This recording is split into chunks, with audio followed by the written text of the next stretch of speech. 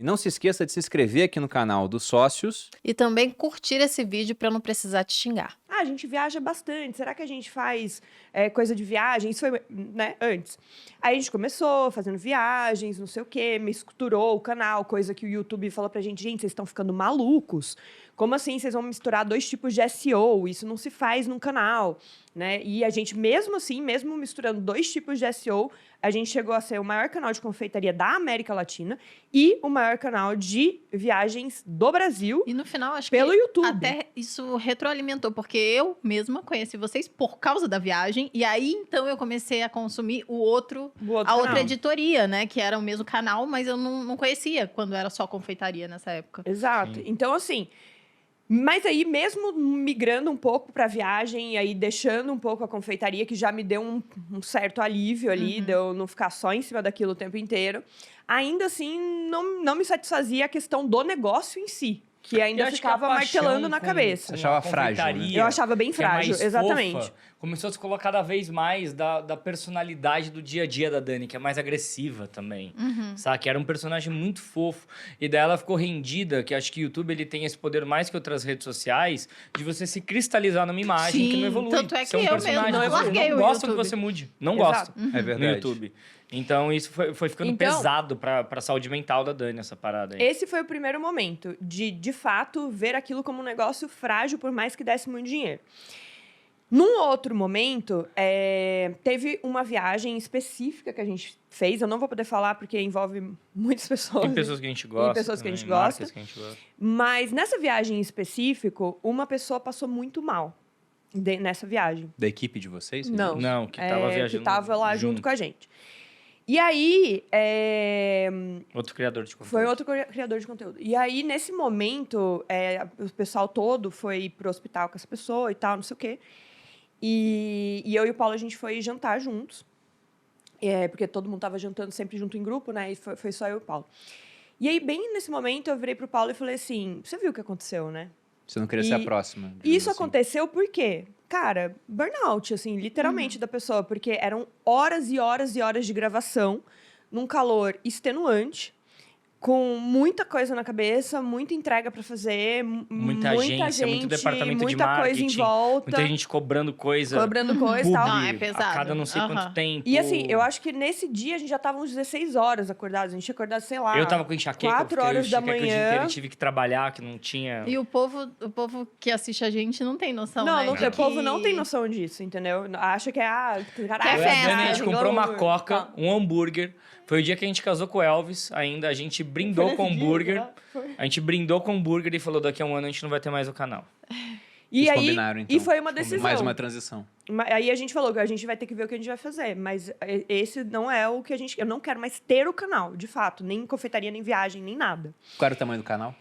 Quase 3 milhões, né, de inscritos. O que na época Era muita bizarro, coisa. é. Não, E pra nicha, bizarro. Não, e pra vocês Exato. Era um também, nicho, eu né? acho que era... Não, vocês eram muito estourados. Era muito estourado. Foi ali que eu virei fã, inclusive. Não, é que o meu canal, eu tô fazendo conteúdo, assim, com regularidade desde 2017. Eu tô com 1,7 milhão.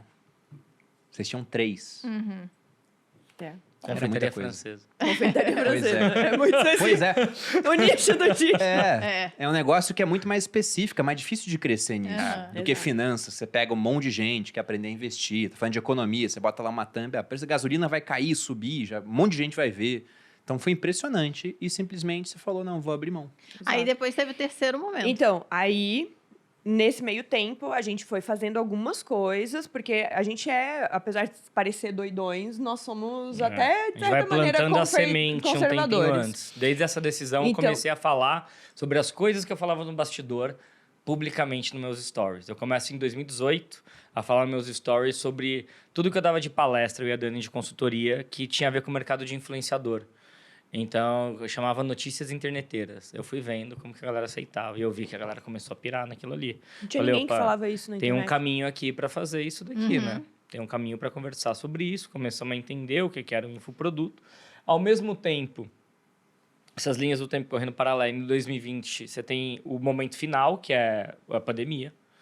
Naquele momento, o que aconteceu? A gente ainda era o maior canal de culinária, apesar de ter parado de cozinhar. Ela estava 1 ano sem confeitar no canal. Não, mas calma, só uma linha cronológica aqui. Antes de vir a pandemia, a gente já tinha dado 2 mentorias isso sobre o que eu ia falar. assunto. Ah, tá. Calma. E mais Tava onde a gente fazendo conheceu o Malu e uma Bruna. linha paralela.